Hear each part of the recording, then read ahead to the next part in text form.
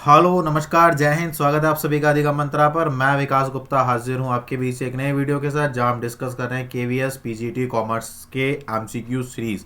जी हाँ, डेट पास पास पास पास अब पास आती जा रही है। हमारी प्रिपरेशन भी क्या होती चली जा रही है, बढ़ती चली जा रही है। अभी तक आपको यूट्यूब पर ही केवल और केवल एमसीक्यू सीरीज मिल रही थी, लेकिन अब साथ साथ में हमने टेलीग्राम पर भी शुरू कर दिया क्विज, जिसमें आपको अकाउंटेंसी और बिजनेस स्टडीज के जो प्रीवियस ईयर्स में वेरियस एग्जाम्स में जो भी क्वेश्चंस पूछे गए हैं या जो भी नए क्वेश्चन बनते हैं कि हाँ भाई ये क्वेश्चन हो सकता है, उन सबको मिला करके एक क्विज तैयार किया जा रहा है। और उस क्विज के बेसिस पर आपसे 20 अकाउंटेंसी और 20 बिजनेस स्टडीज, तो कुल मिला करके 40 क्वेश्चन पर डे आपके कराए जा रहे हैं। अगर आपने अभी तक वो क्विज नहीं दिया है तो बहुत बड़ा रिस्क आप ले रहे हो।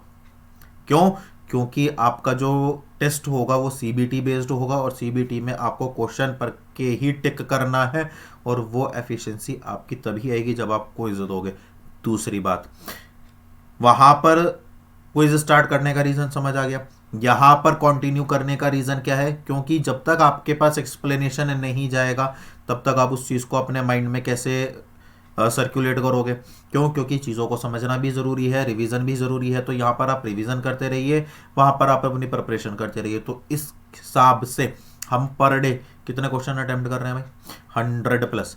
अधिगम मंत्र इज द ओनली प्लेटफॉर्म आज की डेट में, अभी तक केवल अधिगम मंत्र एक ऐसा प्लेटफॉर्म है जो आपको 100+ क्वेश्चंस पर डे करा रहा है, वो भी बिना किसी चार्ज के। लिया है किसी से कोई पैसा नहीं लिया गया, और प्रिपरेशन 100% कराई जा रही है। तो इसके लिए क्या है कि आप फटाफट से, अगर नहीं जुड़े हैं चैनल के साथ तो फटाफट से चैनल के साथ जुड़ जाइए।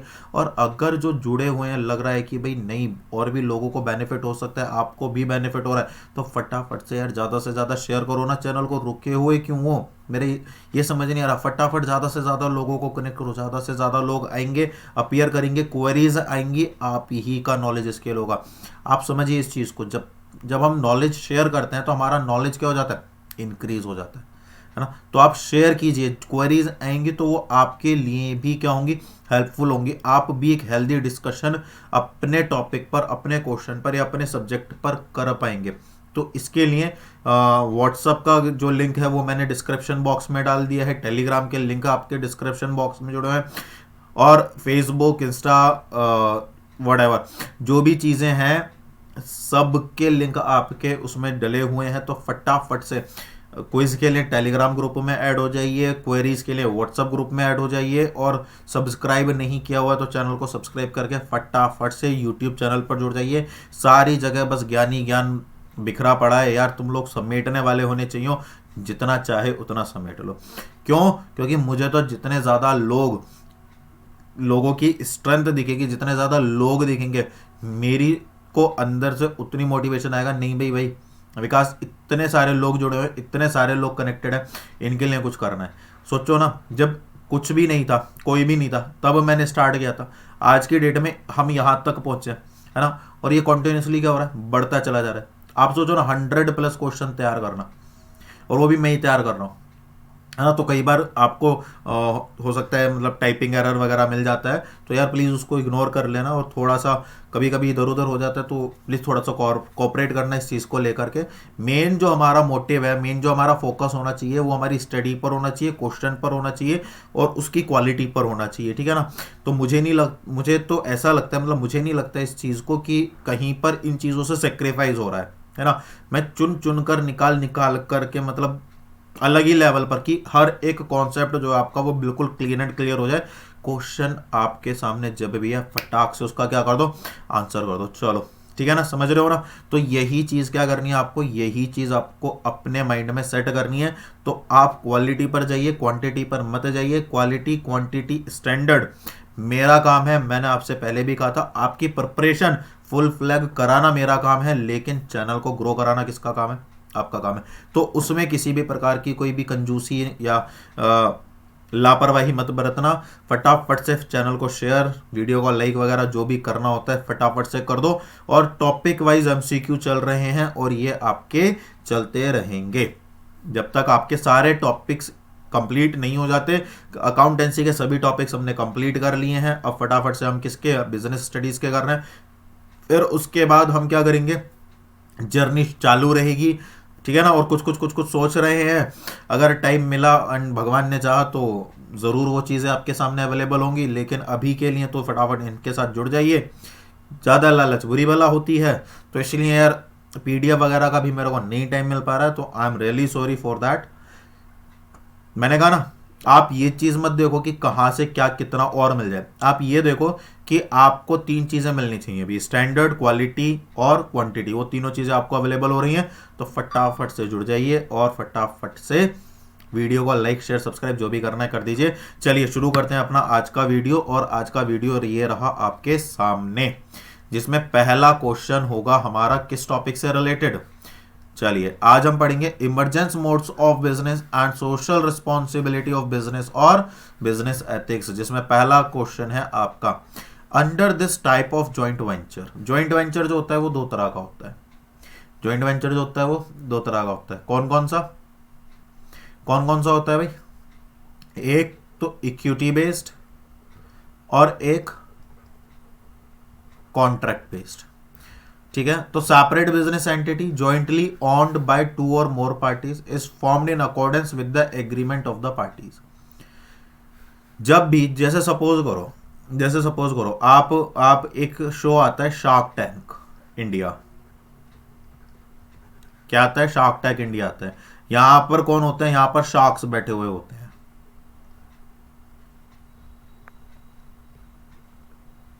और यहां पर क्या होता है? यहां पर जो है पिच करने के लिए लोग आते हैं। वो क्या करते हैं? वो अपना प्रोडक्ट इन शार्क्स को दिखाते हैं, उनके बारे में बताते हैं। अगर इन शार्क्स को अच्छा लगता है तो वो क्या करते हैं? वो इन्वेस्ट करते हैं। तो जब यहाँ से इन्वेस्टमेंट यहाँ पर जाता है, तो इनके बीच में अल्टीमेटली हो क्या रहा है? इनके बीच में अल्टीमेटली हो क्या रहा है? कॉन्ट्रैक्ट ही तो हो रहा है। क्या हो रहा है? कॉन्ट्रैक्ट ही तो हो रहा है। ये दोनों एक दूसरे के साथ वेंचर ही तो कर रहे हैं जॉइंटली, है ना। तो अब मुझे एक बात बताइए, जब ये जो है शार्क्स ये इन्हें पैसा देते हैं, तो इसके बदले ये क्या डिमांड करते हैं? तो आप कहोगे सर इक्विटी की। अगर आपने देखा होगा तो इसका मतलब ये कि आपने बिजनेस शुरू करा, है ना, और आपने जब बिजनेस शुरू करा तो आपको फंड की रिक्वायरमेंट है, और जब आपको फंड की रिक्वायरमेंट है तो आप मेरे पास आए, आप लोग। तो जब आप मेरे पास आए तो मैंने आपसे कहा कि कितना इन्वेस्टमेंट चाहिए। भाई मैं आपके साथ तो जो है जॉइंट वेंचर करने के लिए तैयार हूँ, अब मुझे बताइए कि आपको कितनी फंडिंग चाहिए। तो आपने कहा कि इतनी फंडिंग हमें चाहिए। तो मैंने कहा ठीक है, लेकिन हम जो कॉन्ट्रैक्ट करेंगे वो किसके बेसिस पर करेंगे? अलग एंटिटी के बेसिस पर करेंगे, है ना। किसके बेसिस पर करेंगे? सेपरेट एंटिटी के बेसिस पर करेंगे। मतलब बिजनेस अलग रहेगा, हम लोग अलग रहेंगे। बात सही है। तो इसका मतलब यह है कि अगर आपको मेरे से फंडिंग चाहिए, आपको मेरे से क्या चाहिए? फंडिंग चाहिए, तो उसके बदले आपको मुझे क्या देनी पड़ेगी? इक्विटी देनी पड़ेगी। क्या देनी पड़ेगी? इक्विटी देनी पड़ेगी। तो जब हम इक्विटी लेते हैं किसी भी इन्वेस्टमेंट के बदले, और साथ में क्या करते हैं? जॉइंट वेंचर करते हैं, तो ऐसे इस वेंचर को क्या कहा जाता है? Equity based joint venture. Clear है ना। चलो आगे आ जाओ। Next question, Quikr and OLX are example of which of the following category of e business. Quikr और OLX, देखिए, एक तो हमारा B2B होता है, बिजनेस टू बिजनेस। एक होता है हमारा C2C, कस्टमर टू कस्टमर, है ना। एक होता है हमारा C2B, है ना, कस्टमर टू बिजनेस। एक होता है हमारा B2C, बिजनेस टू कस्टमर, है ना। तो आपसे पूछा है कि जो OLX है और जो क्विकर है, क्या है? OLX और जो क्विकर है वो किसके एग्जाम्पल है of the following category of e business? बताइए, ये किसके एग्जाम्पल होंगे? Business to business, customer to customer, customer to business, या business to customer. E business की यहां पर बात हो रही है, ये बात ध्यान में रखें। ये किसकी बात हो रही है? यहां पर ई बिजनेस की बात हो रही है। बताइए, देखिए, ये जो एग्जाम्पल होंगे कस्टमर टू कस्टमर होंगे। क्या होंगे ये? Customer to customer. क्यों? OLX है। कौन है? OLX। एक बात बताओ, क्या OLX पर कोई बिजनेस फर्म रजिस्टर्ड होती है? नहीं। इसका मतलब क्या है कि मैं कोई कस्टमर हूं। क्या हूं? मैं कोई कस्टमर हूं। मैंने एक मोबाइल फोन खरीदा था, और 4-5 महीने चलाने के बाद, है ना, या 5-6 महीने चलाने के बाद मैंने इसको किस पर डाल दिया? OLX पर डाल दिया। किस पर डाल दिया? OLX पर डाल दिया। अब यहां पर कोई व्यक्ति है, उसको ये वाला मोबाइल चाहिए और उसको ये डील पसंद आ गई, तो इसका मतलब क्या, कस्टमर से किस पर जा रहा है, कस्टमर पर जा रहा है। तो इसी के लिए इसको क्या कहेंगे हम, कस्टमर टू कस्टमर। क्लियर है, चलिए आगे बढ़ते हैं। इंट्रा बी, एक होती है intra B. Intra B commerce transactions may be conducted for human resource management, selling and distribution of goods, parties involved in the electronic transfer, या all of these। बताइए, देखिए इंट्रा बी कॉमर्स के HRM होता है। इसका मतलब क्या है कि एक व्यक्ति एक जगह पर बैठे हुए कई सारे लोगों से क्या कर सकता है, डील कर सकता है, गुड्स को सेल और डिस्ट्रीब्यूट कर सकते हैं एक दूसरी ब्रांच पर। और इसमें जो पार्टीज होती हैं उन्हें इंडिविजुअली ऑफिस जाने की जरूरत नहीं होती, वो घर से बैठे बैठे सारा काम कर देती हैं। इसका मतलब क्या, यहाँ पर इलेक्ट्रॉनिक बेस्ड, क्या बेटे, इलेक्ट्रॉनिक बेस्ड डीलिंग की जाती है। तो इसका मतलब क्या, इंट्रा बी में सारी चीजें क्या होती हैं, शामिल होती हैं। तो इसलिए इंट्रा बी का जो एग्जाम्पल चला जाएगा वो डी चला जाएगा। ठीक है, तो थर्ड में बी के साथ जाएंगे। Service of animation and design outsource to India is an example of. देखिए आउटसोर्सिंग में आपके दो होते हैं, एक तो होता है नॉलेज प्रोसेसिंग आउटसोर्स, एक होता है आपका बिजनेस प्रोसेसिंग आउटसोर्स, है ना। तो जब आपको नॉलेज की रिक्वायरमेंट होती है, किसकी रिक्वायरमेंट होती है, नॉलेज की, जैसे एनिमेशन और डिजाइन। क्या एनिमेशन, तो कुल मिलाकर के जहां पर क्रिएटिविटी है, क्या है, क्रिएटिविटी। अच्छा जैसे सपोज करो मैंने आपसे कहा आर्टिकल राइटिंग, बताइए article writing is the example of KPO और बीपीओ। आर्टिकल लिखने के लिए आपको स्किल्स चाहिए कि नहीं चाहिए, बिल्कुल चाहिए। आपको क्रिएटिविटी चाहिए कि नहीं चाहिए, बिल्कुल चाहिए। तो ये दोनों चीजें किसके अंदर आएंगी, केपीओ के अंदर आएंगी, नॉलेज प्रोसेसिंग आउटसोर्स। क्लियर है ना। लेकिन वहीं पर अगर आपको एडवर्टाइजमेंट करना है, क्या करना है, एडवर्टाइजमेंट करना है, तो वो क्या होगा, वो आपका बिजनेस प्रोसेसिंग आउटसोर्स हो जाएगा। या जैसे कॉल सेंटर है, भाई कस्टमर से बात करनी है, तो उसके लिए आपको कौन सी क्रिएटिविटी चाहिए, आप समझ रहे हो। कॉल सेंटर पर क्रिएटिविटी स्किल्स थोड़ी चाहिए, तो कोई भी व्यक्ति बात कर लेगा और करते भी हैं, है ना। समझ में आ गया दोनों में डिफरेंस। अब आप कभी नहीं बोलोगे इस चीज को। BPO contracted to a company's neighbouring country is called dash outsourcing and BPO contracted with the company's own country is called dash outsourcing. देखिए अगर company contractor to a company's neighbouring country, अगर नेबरिंग कंट्री वाली बात आ रही है, neighbouring किससे बनता है, नियर से बनता है, तो यहां तो आ जाएगा कौन सा, नियर शोर आउटसोर्सिंग। तो ये इसी में ही सही जा रहा है भाई। और अगर बीपीओ कॉन्ट्रैक्ट किया जाता है कंपनी की अपनी कंट्री में, अपनी खुद की, तो ऑन शोर, है ना। ये जो है बीपीओ के टाइप्स हैं। क्लियर है ना। चलिए ये जो क्वेश्चन है ना, आपको ये उसमें क्या कहते हैं 11th-12th वाली बुक में ना मिलने का है, कभी ढूंढते फिरो। क्यों, क्योंकि सिलेबस 11th-12th का दिया हुआ है। आप समझ रहे हो, बात समझ रहे हैं इसको, सिलेबस इसका है।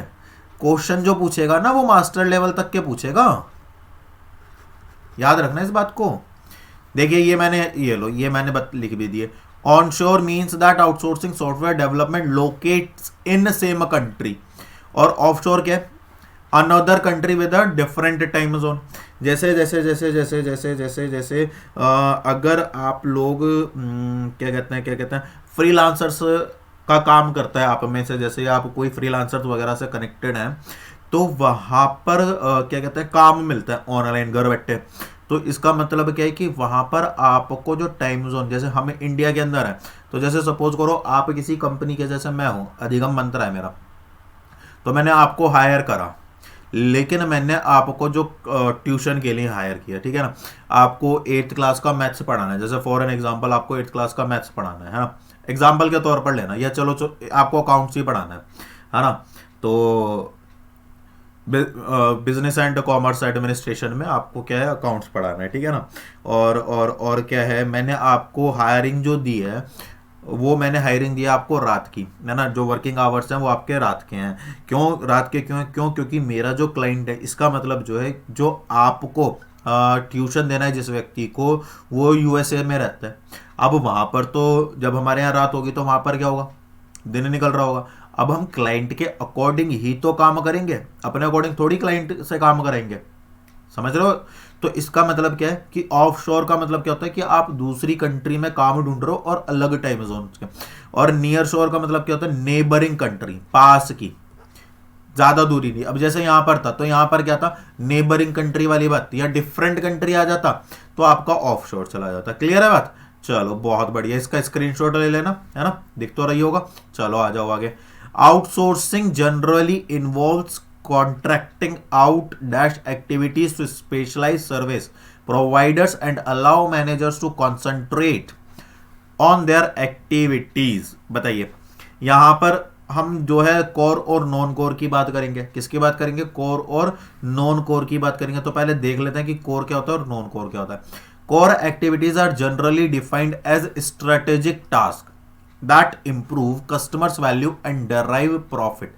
तो कोर एक्टिविटीज क्या होती हैं, जो आपका प्रॉफिट बढ़ाने में और कस्टमर के सीधे सीधे वैल्यूज को इंप्रूव करने के लिए काम करती हैं, उनको क्या कहा जाता है, कोर एक्टिविटीज कहा जाता है। ठीक है, हेल्पफुल। और ये क्या होती हैं, ये day to day routine task होते हैं that add little value and are not a profit centre, not a profit centre, ये प्रॉफिट सेंट्रिक नहीं होते। तो कुल मिला करके एक्टिविटीज जो प्रॉफिट सेंट्रिक हैं वो कोर एक्टिविटीज हैं, और जो डेली बेसिस पर की जाती हैं, जिनका प्रॉफिट से कोई लेना देना नहीं है, वो क्या है, हमारी नॉन कोर एक्टिविटी है। लेकिन थोड़ी बहुत वैल्यू क्या कर देती हैं, ऐड कर देती हैं। क्या ये बात समझ में आ रही है, क्लियर है ये वाली बात। तो चलिए इसका क्वेश्चन देख लेता है। Outsourcing generally involves contracting out dash activities to specialised service providers and allow managers to concentrate on their, देखिए, outsourcing generally involve contracting out activities to specialised services, right, providers and allow managers to, देखिए मेरा कोई काम है, ठीक है, जैसे suppose करो ये क्वेश्चन ही है ना, ये क्वेश्चन ही है। अब इन क्वेश्चन को टाइप करने के लिए मैंने एक बंदे को हायर किया कि भाई ये मेरे एमसीक्यू हैं, इन्हें की पीपीटी तैयार करके मुझे भेज देना। तो डेली बेसिस का काम है, राइट। क्या ये मेरे बिजनेस में किसी भी तरह का प्रॉफिट ऐड करेगा?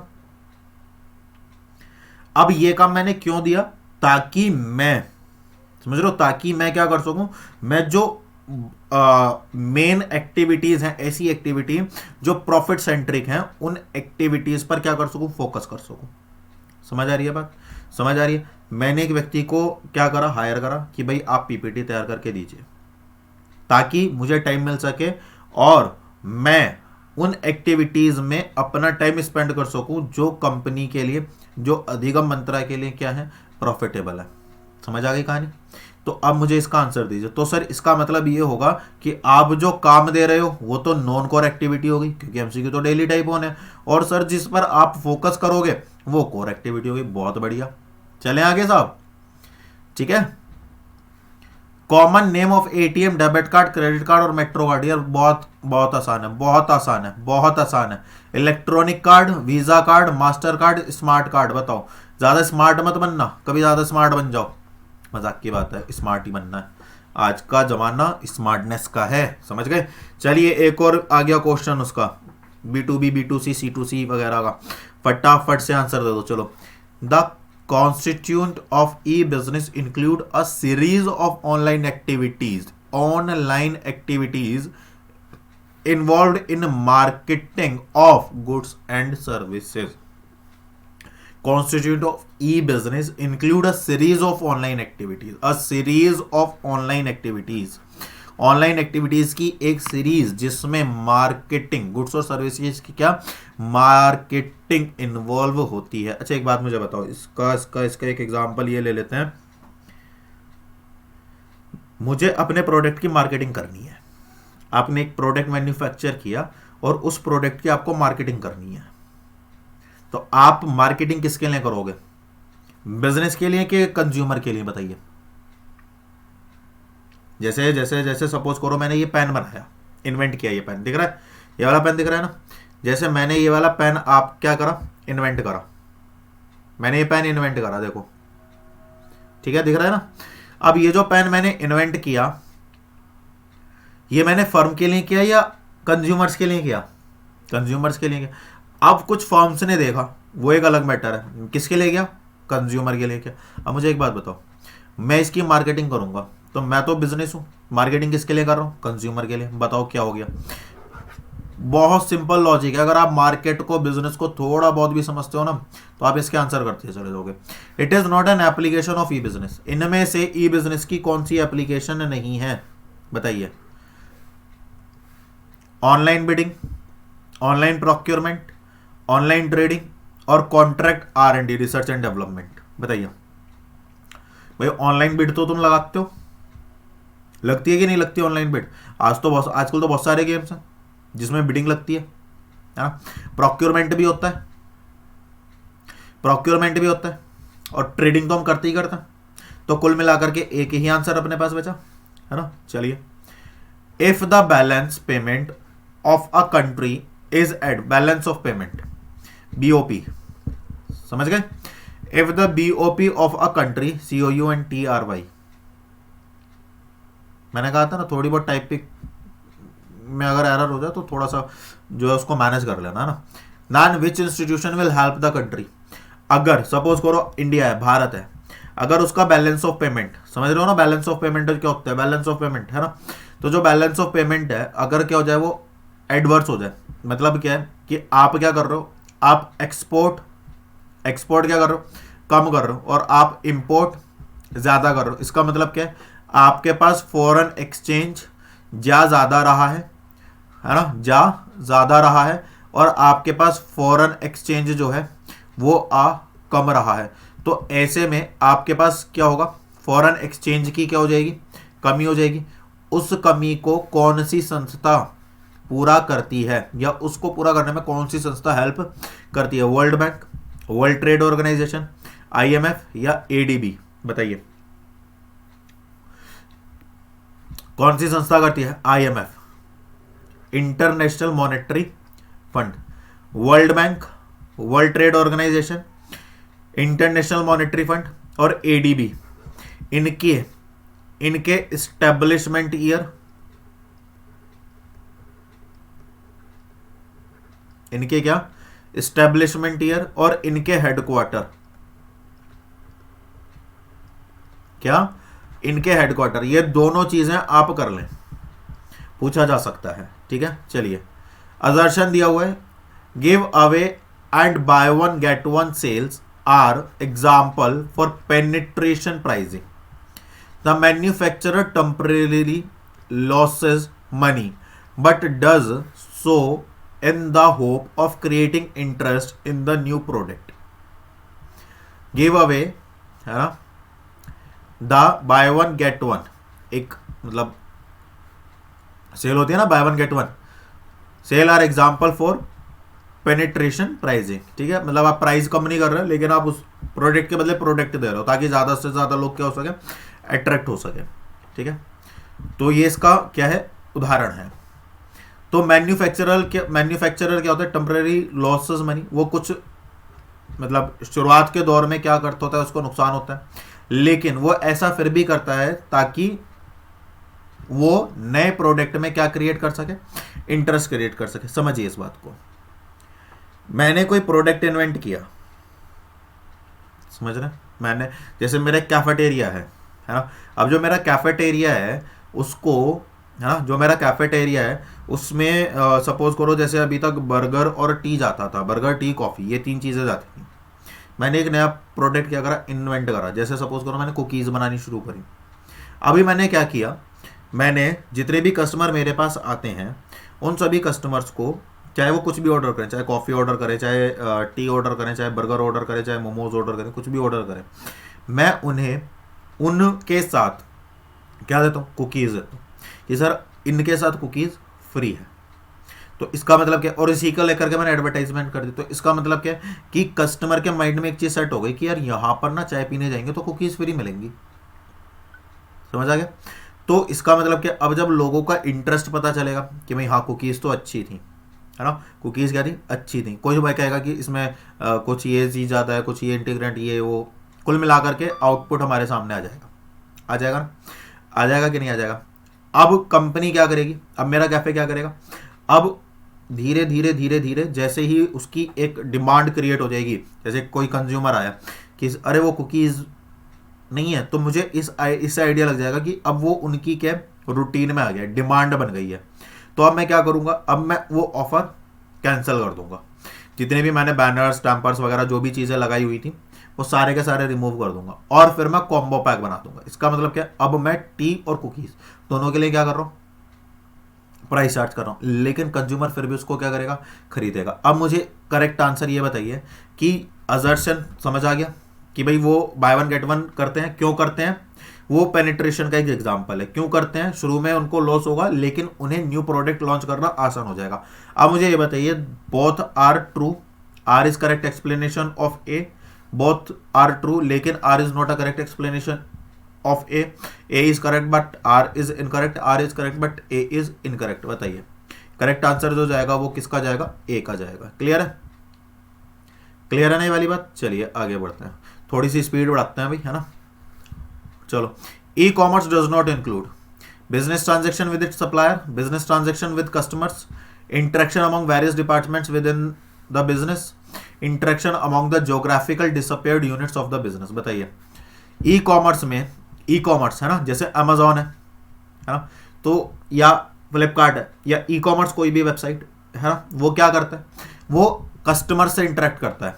किससे इंटरेक्ट करता है, कस्टमर से, है ना, या वो अपने डिपार्टमेंट से इंटरेक्ट करता है, या वो क्या करता है, ज्योग्राफिकल डिसअपियर्ड यूनिट्स जो है उसकी, जो अलग अलग जगहों में क्या है, फैली हुई है, लेकिन वो कभी भी ई कॉमर्स में अपने सप्लायर से कनेक्ट नहीं करता। क्लियर है, चलिए आगे बढ़ते हैं। A will be the correct answer. Factoring is the type of outsourcing services. बताइए, फाइनेंसिंग, एफ से फैक्टरिंग, एफ से फाइनेंसिंग, बहुत आसान है याद करने का तरीका। चलिए, लेवल 2 वायरस मीन्स, आ गया भाई क्वेश्चन दमदार। Level 2 virus mean disruption of functioning, complete destruction of the system, damage of target data files, या annoyance in terms of some on screen display. जो आपकी ऑन स्क्रीन, जैसे आपकी ये डिस्प्ले चल रही है, इसमें अचानक से कुछ जो है गड़बड़ हो जाए, होता है ना, वो घिसपिच घिसपिच से होने लगती है, उसको लेवल 2 वायरस कहा जाता है। या आपका जो टारगेट डाटा आप फिल कर रहे थे वो डैमेज हो जाए, वो है। या आपका कंप्लीट सिस्टम क्या हो जाए, डिस्ट्रक्ट हो जाए। या आपका जो फंक्शनिंग चल रहा है वो क्या हो जाए, डिस्टर्ब हो जाए। तो पहले के साथ जाएंगे, लेवल 2 में डिस्ट्रप्शन ऑफ फंक्शनिंग करेंगे हम। क्या करेंगे, डिस्ट्रप्शन ऑफ फंक्शनिंग करेंगे। ठीक है, चलिए, which of the following is not a advantage of outsourcing. Outsourcing का इनमें से कौन सा, आउटसोर्सिंग होता है कि अपने बिजनेस को स्मूथली रन करने के लिए जो हम किसी दूसरी बाहर की जो कंपनीज हैं उनकी हेल्प लेते हैं। क्लियर है, क्वेस्ट फॉर एक्सेलेंस, है ना, कॉन्फिडेंशियली है ये, डी है ये, क्या है ये, confidentiality, sweet shopping, ethical fail out. बताइए, क्वेस्ट फॉर एक्सेलेंस, ये इसका एडवांटेज नहीं है, क्वेस्ट फॉर एक्सेलेंस। चलिए, आउटसोर्सिंग आ गया, restricts only the contracting out of non-core business activities, includes offshoring, restricts only the contracting out of information technology enabled services, includes, and है ये, includes both core और non-core business activities but restricted to only domestic territory। तो इससे कोई हमारा मतलब नहीं है, restrict only to the contracting out of IT enabled, नहीं, केवल आईटी बेस्ड कंपनियों को ही थोड़ी आउटसोर्स होता है, नहीं, इंक्लूड्स ऑफशोरिंग या restricts only contracting out of non core business active. Outsourcing में तो हम नॉन कोर बिजनेस ही तो एक्टिविटीज इंक्लूड करते हैं, अभी पीछे हमने पढ़ा था कोर और नॉन कोर, तो ये भी गलत हो जाएगा। तो करेक्ट आंसर जो जाएगा आपका ये वाला जाएगा। ठीक है, कोर और नॉन कोर हमने पीछे पढ़ा था ना, समझ गए थे आप। Out of e commerce and E business which is broader term. बताइए, अगर आपने बिजनेस और कॉमर्स का कॉन्सेप्ट प्रीवियस चैप्टर्स में अच्छे से समझा होगा तो आप इसका आंसर कर दोगे। 3 ही ऑप्शन है, चलो इसमें तो और भी मजे आ गया। तीन ही ऑप्शन है, बताइए। ई बिजनेस, ई बिजनेस, ठीक है ना, क्लियर है। बिजनेस को जो है कॉमर्स हेल्प करता है ना, क्लियर है ना। चलिए आगे बढ़ते हैं। Which of the following is a limitation of e business, बताइए ई बिजनेस का इनमें से कौन सा क्या है, लिमिटेशन है ना। एथिकल फॉल आउट, रिस्क होता है और लो पर्सनल टच होता है। देखिए तीनों ही है। आप ई बिजनेस में अपने कस्टमर के साथ डायरेक्टली जो इंटरेक्ट है वो नहीं कर सकते, सही बात है। रिस्क ज़्यादा होते हैं, सही बात है। एथिकल फॉल आउट, ये भी बात सही है। ऑल ऑफ दिस, है ना। Here parties involved in the electronic transactions are from within a given business firm, hence the name is within a given business firm, within a given business firm. मेरी एक firm है और मेरी जो firm है वो शहर के और देश के विभिन्न विभिन्न हिस्सों में क्या कर रही है, काम कर रही है, समझ आ रहा है। और ये क्या कर रहे हैं, ये आपस में एक दूसरे से कांटेक्ट कर रहे हैं, इलेक्ट्रॉनिक ट्रांजैक्शन हो रही है। मैं अपना माल वहां भेज रहा हूँ, वहां से उठा करके माल यहाँ पर आ रहा है, यहाँ का माल कहीं और जा रहा है, कहीं का माल कहीं और जा रहा है, और ये सारा कुछ हो पा रहा है। और ये सारा काम मैं बहुत आसानी से घर बैठे बैठे कर रहा हूँ। बताइए फटाफट बताइए। इंट्रा भी बिजनेस अपने ही क्षेत्र में, अपने ही क्या कहते हैं, अपना ही क्षेत्र मतलब अपने ही आप में क्या है, एक दूसरे के साथ कनेक्टेड। क्लियर है, क्लियर है ना ये वाला। तो intra B will become the correct answer. इसी के साथ 20 पर आते हैं। Dash transaction have business forms at one end and their customers on the other hand. आहा, dash transactions have business forms, किस तरह की ट्रांजेक्शन जो है वो बिजनेस फॉर्म्स होती है, one and there customer on the other and, one and और द अदर एंड, मतलब एक एंड पर तो क्या होगा, फर्म होगा, और दूसरे एंड पर क्या होगा, कस्टमर होगा। पहले एंड पर क्या होगा, बिजनेस होगा, दूसरे पर क्या होगा, कस्टमर होगा। पहले पर कौन है, बिजनेस, दूसरे पर कौन है, कस्टमर, B2C। कितना आसान है ना, है कि नहीं।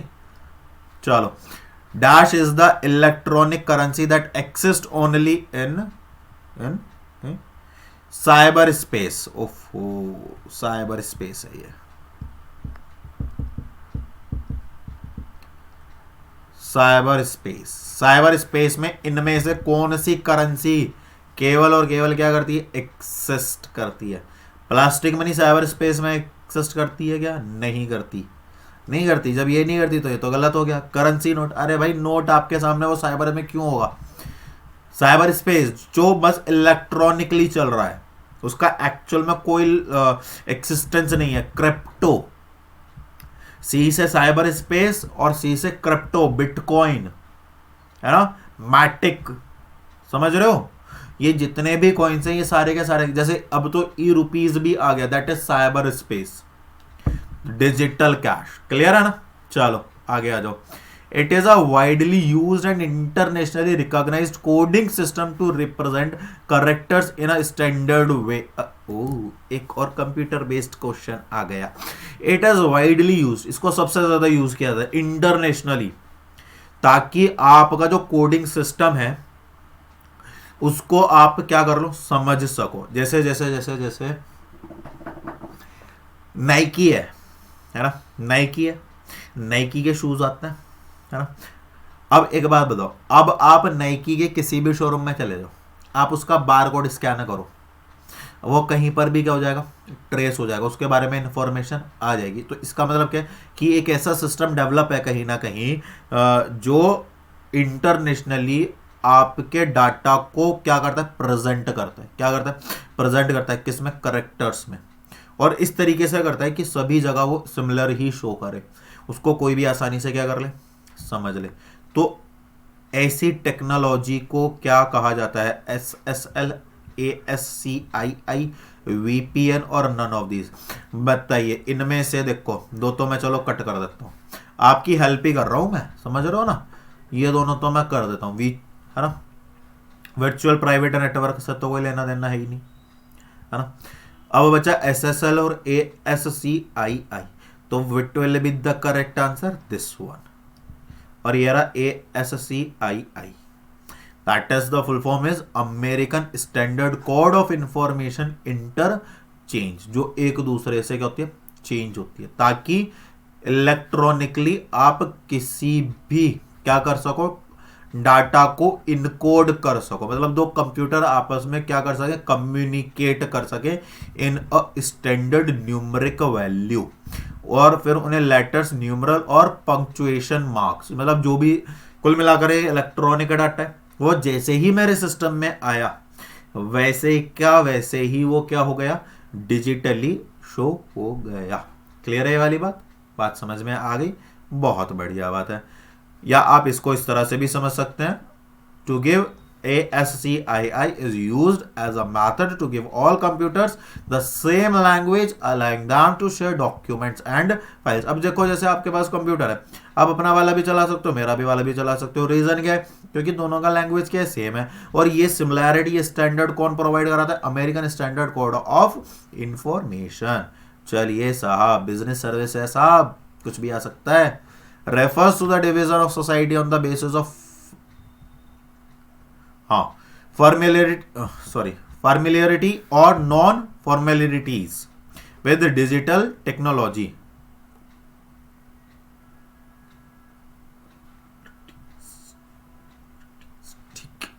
Online meeting, digital divide, e business या none of these.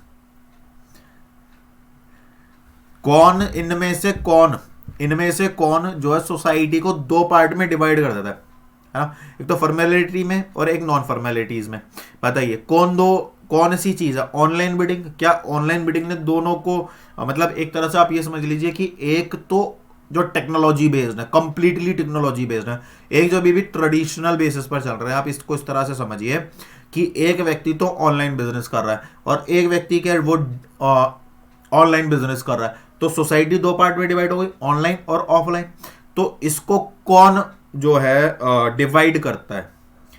Online meeting नहीं, नन ऑफ दीज नहीं। अब बचा दो, डिजिटल डिवाइड या ई बिजनेस।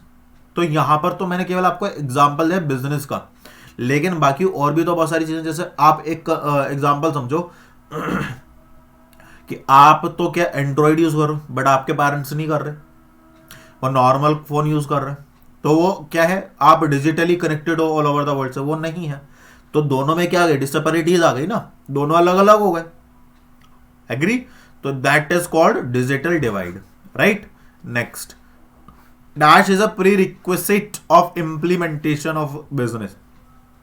किसकी जरूरत होती है? अगर आपको ये बिजनेस करना है तो सबसे पहले आपको क्या चाहिए? VPN, एंटीवायरस या पेमेंट मैकेनिज्म? भाई पहले तो वेबसाइट चाहिए। वेबसाइट बनाओगे, उस पर अपने प्रोडक्ट लिस्ट करोगे, उस पर फिर क्राउड आएगा, फिर वो क्राउड क्या करेगा, आपके प्रोडक्ट को सर्च करेगा, आपके प्रोडक्ट्स को देखेगा, मंगाएगा, परखेगा, फिर और क्राउड आएगा, तब जाकर के आपका बिजनेस बनेगा, और तब जाकर के आप उसमें पेमेंट मैकेनिज्म, एंटीवायरस, VPN ये वो ऐड करोगे। सबसे पहले क्या आएगा? समझ गए? क्लियर है?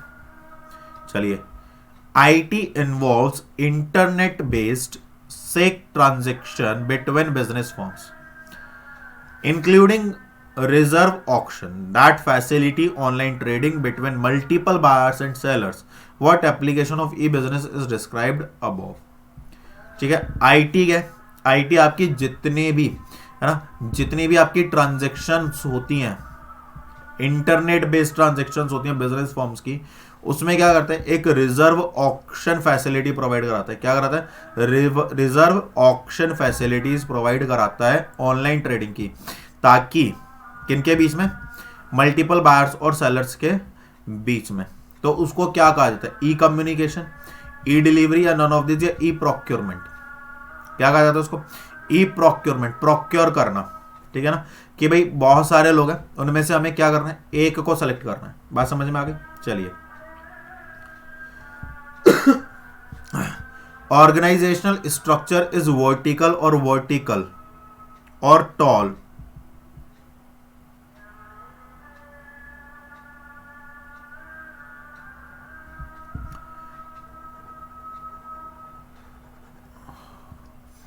Organizational structure is vertical or tall in case of traditional business due to direct command and communication. जो ऑर्गेनाइजेशनल स्ट्रक्चर होता है वो वर्टिकल और टॉल होता है, किस केस में? ट्रेडिशनल बिजनेस के केस में। क्यों? क्योंकि वहां पर डायरेक्ट डिमांड और डायरेक्ट कम्युनिकेशन होता है। अच्छा एक बात बताओ, क्या ऑर्गेनाइजेशनल स्ट्रक्चर वर्टिकल ही होता है या वो हॉरिजॉन्टल भी हो सकता है? बताइए बताइए।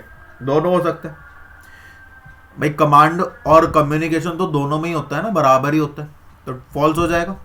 क्या हो जाएगा? फॉल्स हो जाएगा। कई बच्चों को लगेगा कि यहाँ पे ऊपर से नीचे, यहाँ पर कम्युनिकेशन फ्लो की बात नहीं चल रही है, यहाँ पर कमांड की भी बात चल रही है ना। बात समझ में आ रही है? क्लियर है? चलिए आगे बढ़ते हैं। एक कंपनी है VDL limited, delivered dash wrong address, identify the type of transaction risk highlighted in the address, delivery, payment, order taking या ऑल ऑफ दीज। एड्रेस किससे रिलेट होगा? डिलीवरी से, पेमेंट से, ऑर्डर टेकिंग से या सभी? बताइए। करेक्ट आंसर डिलीवरी है ना। चलिए आगे बढ़ते हैं। B2C इंक्लूड्स, B2C में क्या इंक्लूड होता है? Selling and distribution of goods, conducting consumer survey, delivery of goods या all of these. B2C, B2C, B2C business to consumer. अच्छा एक बात बताओ, आपका बिजनेस है, आप कंज्यूमर को सेल और डिस्ट्रीब्यूट गुड्स करोगे कि नहीं करोगे? करोगे। क्या आप उनका कंज्यूमर का सर्वे करोगे कि नहीं करोगे? बिल्कुल करोगे। क्या आप उन्हें गुड्स की डिलीवरी करोगे कि नहीं करोगे? बिल्कुल करोगे। Correct answer D. Which distribution channel is used in E business? E business में कौन सा चैनल जो है डिस्ट्रीब्यूशन चैनल वो यूज किया जाता है? होलसेलर का, रिटेलर का, बोथ का या नॉन ऑफ दीज का? बताइए। None of this. भाई होलसेलर और रिटेलर में तो ट्रेडिशनल बिजनेस फॉलो करते हैं, ई बिजनेस में इनका कोई काम नहीं है। ई बिजनेस में इनका कोई काम नहीं है, या तो ई ट्रेडिंग होती है और ई डिलीवरी होती है ना। सीधा सीधा जो आपका ऑर्डर बुक होगा, ऑर्डर बुक से वो डिलीवर होता रहेगा एजेंट्स के पास और वो आपके पास तक आ जाएगा कुरियर सर्विसेज के थ्रू, आउटसोर्सिंग जिसको हम बोलते हैं, है ना। चलिए। Which of the following are most popular browser? इनमें से कौन सा मोस्ट पॉपुलर ब्राउजर है? Microsoft Internet Explorer, Netscape Navigator या मोसेक या all of the above? All of the above, हाँ ध्यान रखना, ठीक है। चलिए। 3 strongest trend that are shaping business are. इनमें से कौन से ऐसे ट्रेंड हैं जो किसी भी बिजनेस को क्या करता है? एक शेप प्रोवाइड कर देता है। क्या करता है? एक शेप, मतलब इसका एक स्टैंडर्ड बना देता है। डिजिटलाइजेशन, आउटसोर्सिंग और internationalisation and globalisation. Digitalisation, outlooking, internationalisation and globalisation. Internationalisation, globalisation, privatisation या डिजिटलाइजेशन। प्राइवेटाइजेशन, ग्लोबलाइजेशन या लिबरलाइजेशन। देखो लिबरलाइजेशन से तो कोई लेना देना है नहीं, ये तो गया है ना। डिजिटलाइजेशन हो सकता है, प्राइवेटाइजेशन भी नहीं होगा, यहाँ पर प्राइवेटाइजेशन गलत हो गया। डिजिटलाइजेशन, आउटलुकिंग, इंटरनेशनलाइजेशन और ग्लोबलाइजेशन, इसमें आउटलुकिंग नहीं होगा, ये गलत हो गया। डिजिटलाइजेशन, आउटसोर्सिंग, इंटरनेशनलाइजेशन और ग्लोबलाइजेशन, ये आपका सही आंसर हो जाएगा, ठीक है। आपका बिजनेस अगर डिजिटलाइज्ड है ना, आउटसोर्स यूनिट आप यूज करते हो, इंटरनेशनल बेसिस पर ट्रांजैक्शन हो रही है और ग्लोबल लेवल पर आपका बिजनेस फैला हुआ है, तो डेफिनेटली आपका जो बिजनेस है वो स्ट्रॉन्ग ट्रेंड ही शो करेगा, जैसे गूगल या अल्फाबेट कंपनी या मेटा वर्स, है ना, ठीक है, या एप्पल। क्लियर है ना। चलिए। Uh forms electronic transactions and network are extending into dash direction.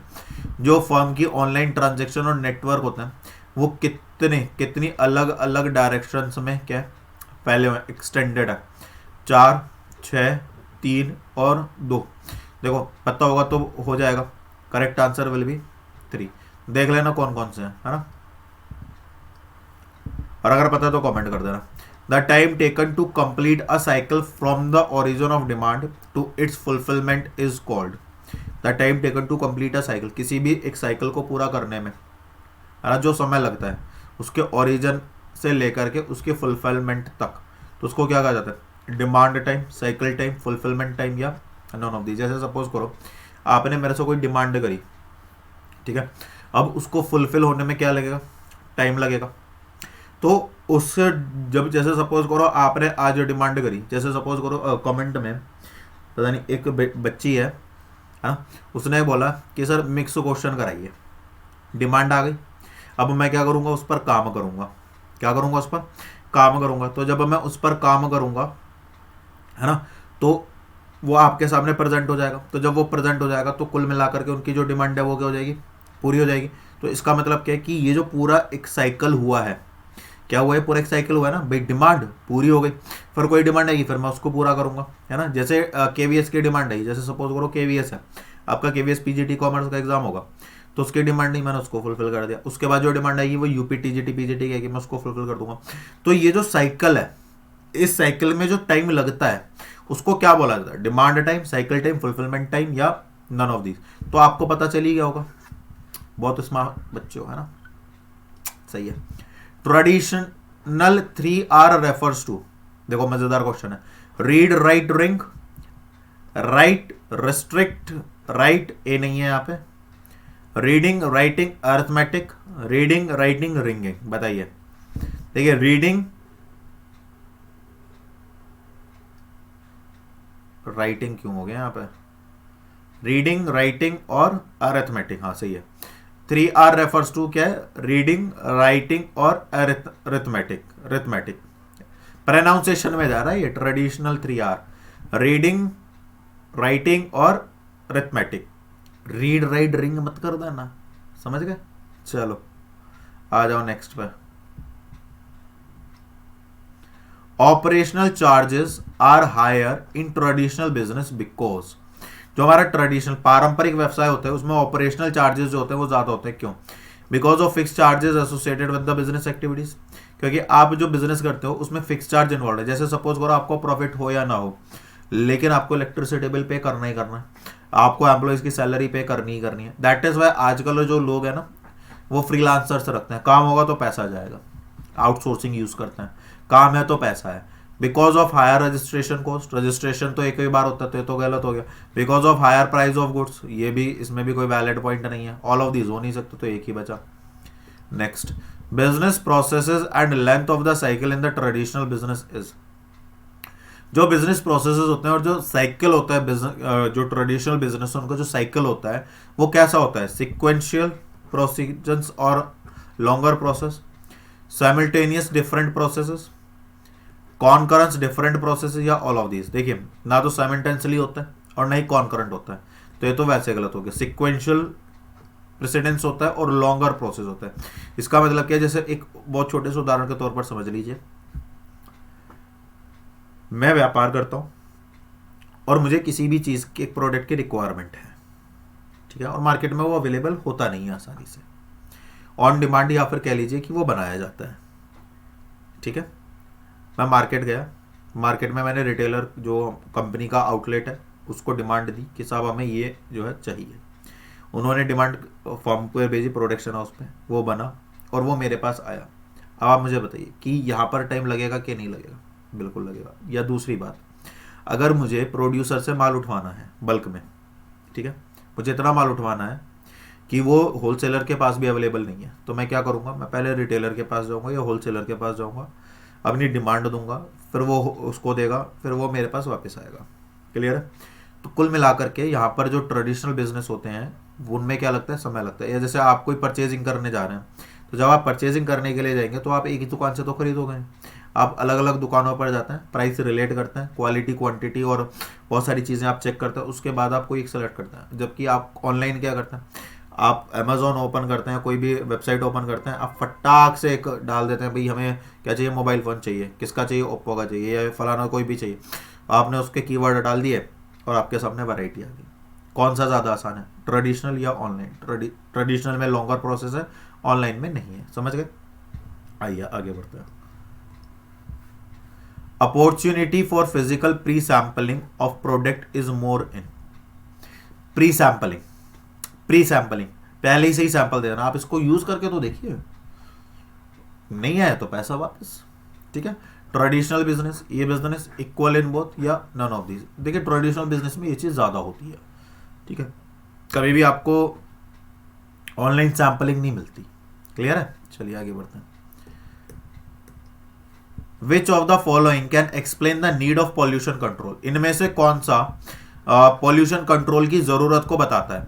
Cost saving, reduced risk liability, ठीक है, रिडक्शन ऑफ हेल्थ हैजार्ड्स, ठीक है, ऑल ऑफ देम, बताइए इनमें से कौन सा सही है?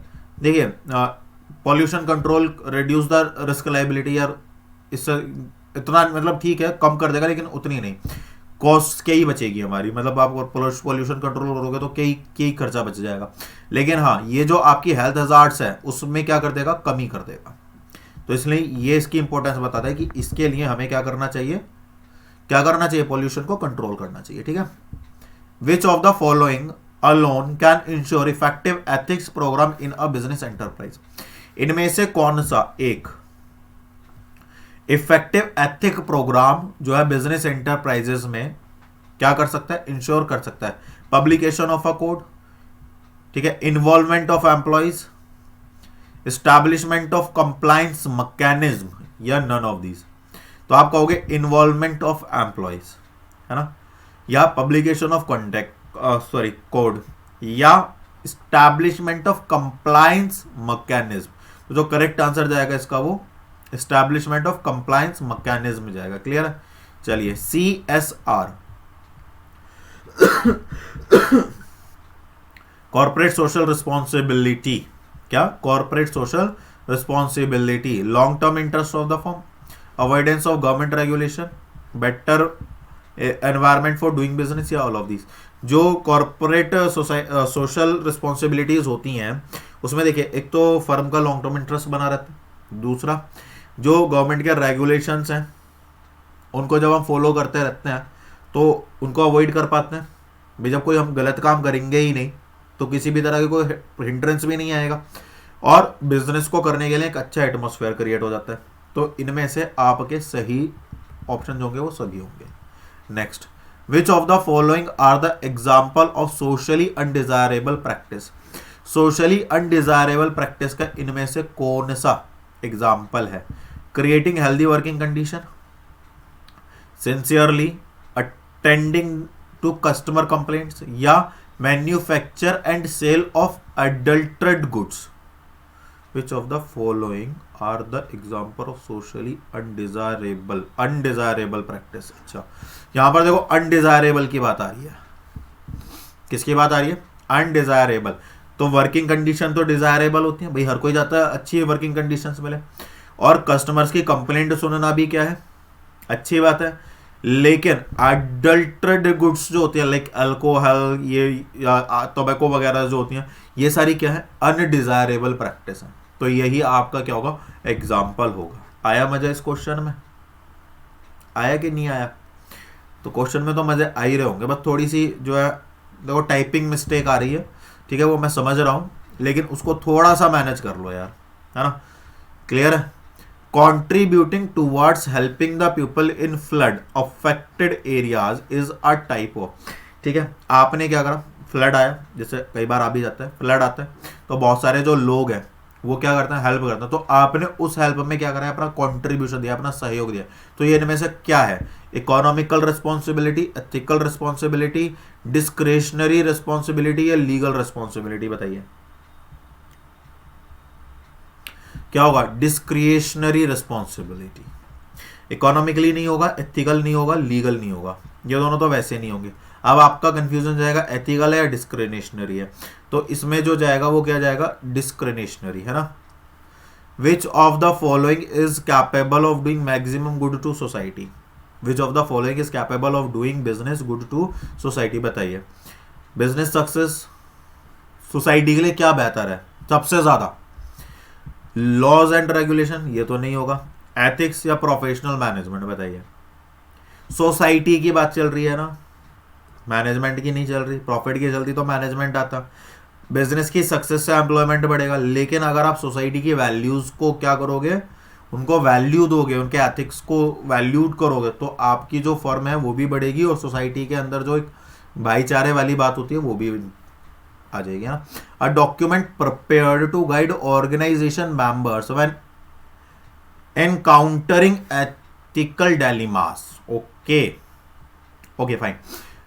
एक डॉक्यूमेंट जो है वो प्रिपेयर किया जाता है जो हर मेंबर को बताता है कि आपको अपने जो एथिकल डिलेमास है, मतलब आपको ऑर्गेनाइजेशन के जो कोड ऑफ कंडक्ट है, या तो कोड ऑफ कंडक्ट नहीं कह सकते इसको, एक तरह से कि आपको सोसाइटी में कैसा आचरण रखना चाहिए, कैसा बिहेवियर रखना चाहिए, उसके बारे में बताता है ना।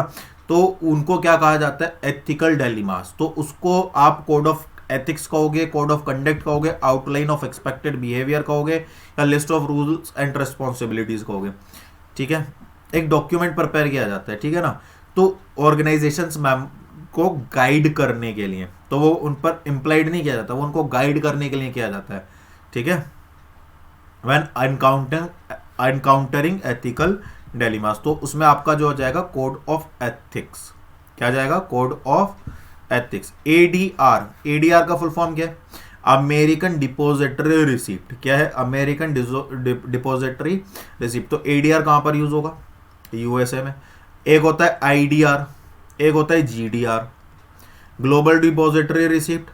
IDR Indian depository receipt, I से इंडिया है, ये बात ध्यान में रखें, इंडिया डिपोजिटरी रिसिप्ट। तो ये क्या, किसके लिए इशू किया था, इंडियंस के लिए किया था। क्लियर है, चलिए आगे बढ़ता। Carbon monoxide emitted by automobile directly contributes to air pollution. Carbon monoxide, जिसकी वजह से ओजोन लेयर क्या होती है, कम हो जाती है। The word ethics has its origin in the, ethics word जो है वो एथोज से बना है। किससे बना है, एथोज से। तो जो एथोज है ये कैसा वर्ड है, ग्रीक, ब्रिटिश, इंडियन या लैटिन। इंडियन तो होगा नहीं, अब ब्रिटिश वर्ड एथोज कुछ होगा नहीं, क्योंकि ब्रिटिश तो इंग्लिश यूज करते हैं और ये इंग्लिश है नहीं। अब बच्चे ग्रीक या लैटिन। अब ज्यादातर जो इंग्लिश के वर्ड है तो वो ग्रीक से लिए गए हैं या लैटिन से लिए गए हैं, बताइए। तो ये इसका जो करेक्ट आंसर जाएगा वो ग्रीक वर्ड जाएगा। कौन सा जाएगा, ग्रीक वर्ड जाएगा। क्लियर है ना ये वाली बात। चलिए आगे बढ़ता। Next question, which of the following institution provide financial assistance toward balanced regional development and development of management education in the country. Development, development किस में आता है, आईडीबीआई, आईएफसीआई, एलआईसी, आईसीआईसीआई। बताइए, development, regional development. Correct answer क्या होगा, IDBI. इनके इनके एक तो हेडक्वार्टर और इनके इनके ईयर और इनकी फुल फॉर्म कर लीजिएगा। अगर पता है तो एक एक करके फटाफट से कमेंट करना शुरू कर दो, ताकि बाकियों को भी हेल्प मिल जाए। The element of the management system is quality environment of TQM। तो पहले TQM ही समझ लेते हैं। तो TQM क्या होता है, टोटल क्वालिटी मैनेजमेंट। ये क्या है, एक core definition of TQM is describes a management approach to long term success through customer satisfaction. Customer satisfaction के थ्रू वो क्या करती है, लॉन्ग रन गेम खेलती है, ज्यादा समय तक मार्केट में टिक पाती है। All members of the organisation participate in improving process, product, service and the culture in which they continuously वो क्या करती रहेगी, बिल्ड करती रहेगी, अपने आप को इंप्रूव करने के लिए काम करती रहेगी। उदाहरण के तौर पर जैसे अभी इतनी जो टाइपिंग एरर्स हैं वो हो रहे हैं, तो मैं कोशिश करूंगा कि अगली बार से ये ना हो। तो ये क्या कहलाता है, क्वालिटी इंप्रूवमेंट। क्या कहलाता है, क्वालिटी इंप्रूवमेंट। और इसको हम क्वालिटी इंप्रूवमेंट को, इसका पकड़ना पूरा मैनेजमेंट होता है, जो किसी भी मतलब ऑल ओवर द ऑर्गेनाइजेशन होती है उसके इंप्रूवमेंट और बेटरमेंट के लिए काम करता है। तो उसी को क्या कहा जाता है, TQM कहा जाता है। और इसमें 8 एलिमेंट्स होते हैं।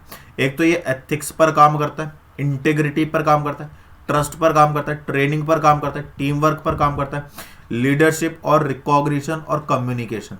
इन 8 चीजों पर क्या करता है, ये काम करता है। अब आ जाइए क्वेश्चन पर। The element of the management system in quality environment of TQM are method और प्रोसीजर, प्रोसेस और focus, all of the above. ठीक है ना। Milton Friedman stated his belief that there is only one social responsibility for a company to use its resources to।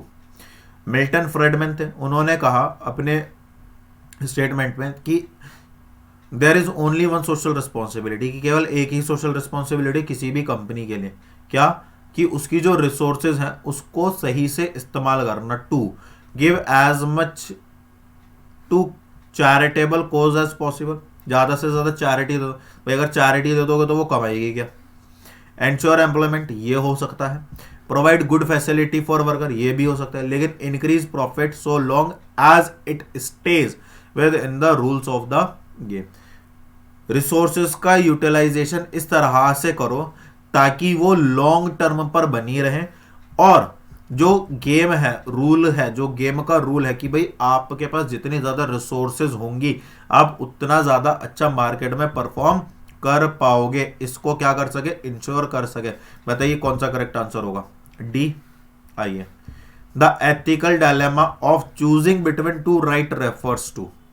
दो आपके dilemma है, ethical dilemma है ना, किन्हीं दो में से आपको क्या करना है, चूज करना है। क्या करना है, चूज करना है, ठीक है। दो एथिकल डायलेमास के बीच में, choosing between the lesser of two evil, deciding which of two employees right is the most important, deciding to offer a bribe और lose out on an important opportunity, choosing between the two types of sexual harassment. यहां पर types नहीं पूछे गए हैं कि आपके dilemmas के टाइप क्या है, और न ही यहां पर आपसे रिश्वत की कोई बात की जा रही है, और ना ही यहां पर दो एम्प्लॉइज के अधिकारों की बात की जा रही है। यहां पर बात की जा रही है कि दो में से आपको कोई एक का चुनाव करना है, तो आप किसका चुनाव करोगे।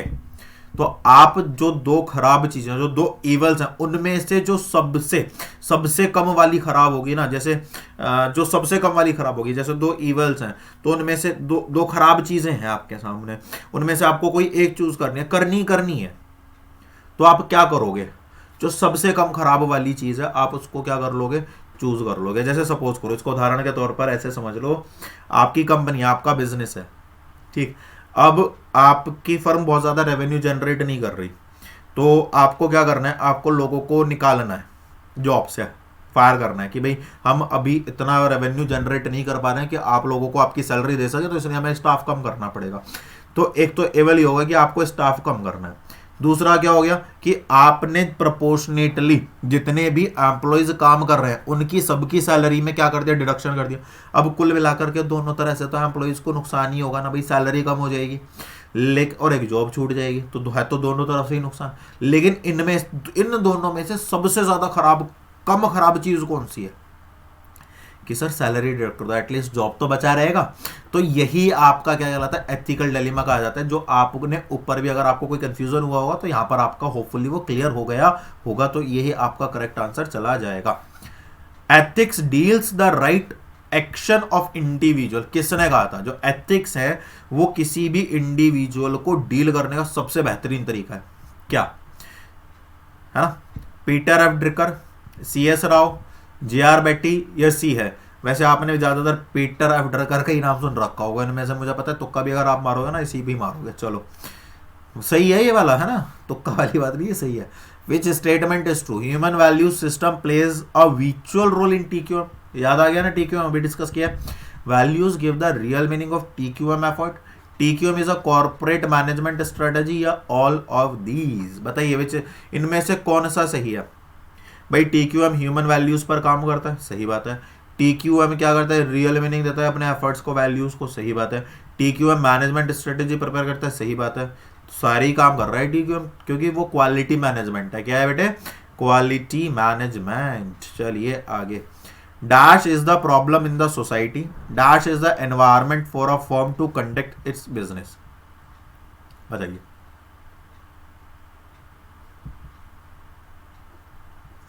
Less less more better, less better more more. इतनी कम प्रॉब्लम है सोसाइटी में, कम, अरे यार फ्लो में बोल गया। चलो दो हैं, या तो इनमें से हो यार, इनमें से हो यार, ये दोनों गलत हो गए। फ्लो में बोल गया, इतनी कम प्रॉब्लम है सोसाइटी में, लेकिन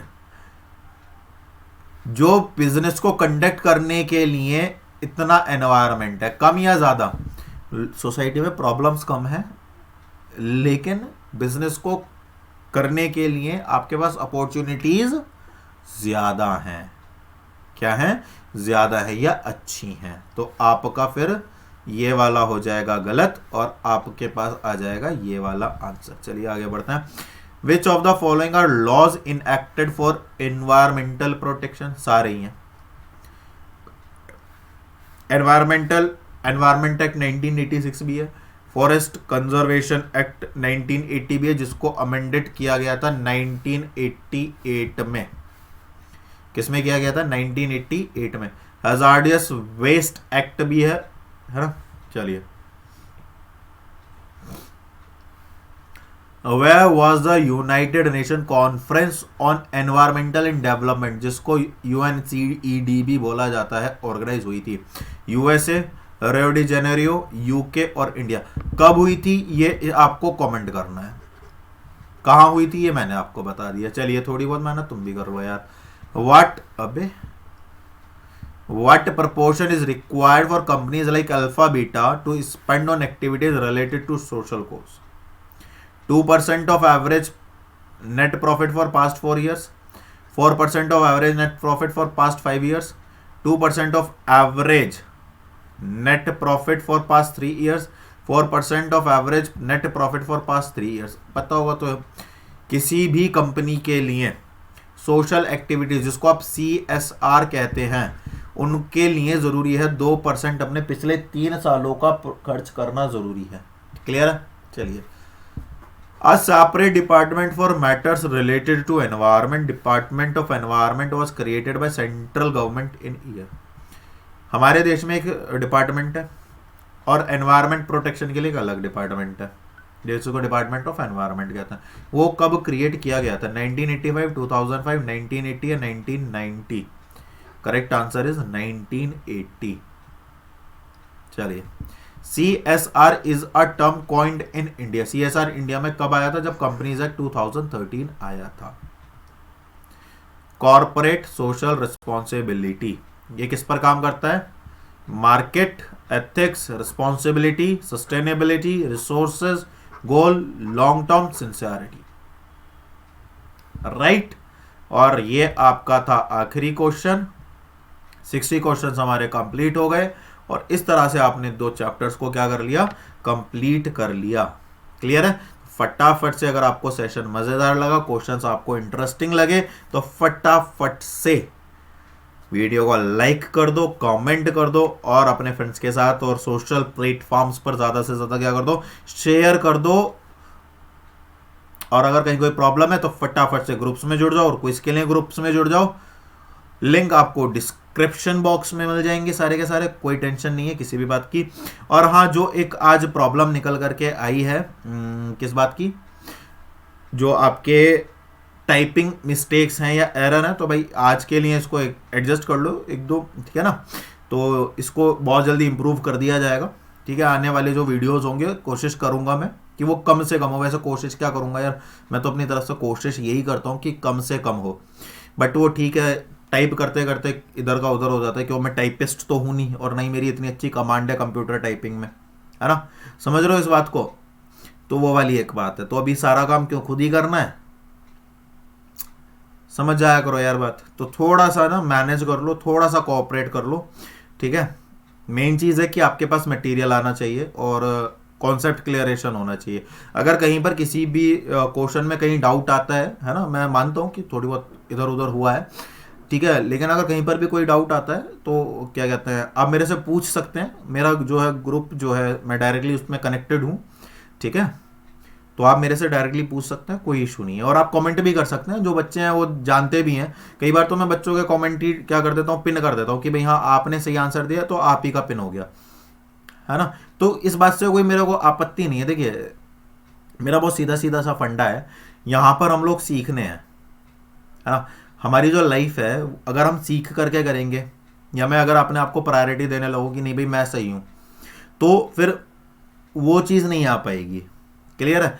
और दूसरी बात यह है कि अगर हम सीखते हुए चलेंगे, है ना, कोऑपरेट करते हुए चलेंगे एक दूसरे को, राइट, तो फिर जो हमारे, जैसा अभी आपने पढ़ा ना, रूल ऑफ गेम, ठीक है। तो कुल मिलाकर के सीखते सिखाते हुए चलते रहिए। कुछ आप भी मुझे सिखा दीजिए, कुछ मैं आपको सिखाता रहूंगा। जो आपको आता है वो आप मुझे बता दो, जो मुझे आता है वो मैं आपको बता दूंगा। क्यों? क्योंकि मैंने कभी मतलब मेरे को 7 साल हो जाएंगे लगभग पढ़ाते हुए, है ना, ये कॉमर्स, अकाउंटेंसी और बिजनेस स्टडीज़ को पढ़ाते हुए 7 साल हो जाएंगे।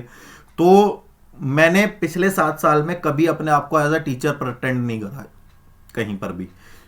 बहुत सीधी सीधी सी बात है, मेरा जो माइंड है वो लिमिटेड है।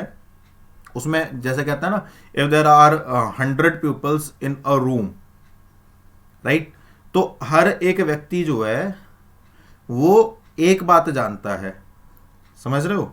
तो इसका मतलब क्या है, उस रूम में 100 इंफॉर्मेशंस हैं क्योंकि 100 लोग हैं, लेकिन कोई भी एक व्यक्ति उन सभी 100 जानकारियों को जानता हो ये जरूरी तो नहीं है। तो ऐसा संभव है कि मैं बहुत कुछ जानता हूं, लेकिन ऐसा संभव नहीं है कि जो आप लोग जानते हैं वो भी मैं जानता हूं, है ना। और जब तक ये चीज नहीं कंप्लीट होगी, और ये चीज आप लाइफ के एंड तक भी कंप्लीट नहीं कर सकते, तो इसका मतलब ये कि आपकी जो लाइफ है वो एंड तक क्या होगा, सीखते सिखाते ही रहना है। तो इसीलिए भाई मैं तो सीधा सीधा बोलता हूं कि आई एम लर्नर, मैं स्टूडेंट हूं, राइट, और यहां पर मैं केवल सीखने आ रहा हूं।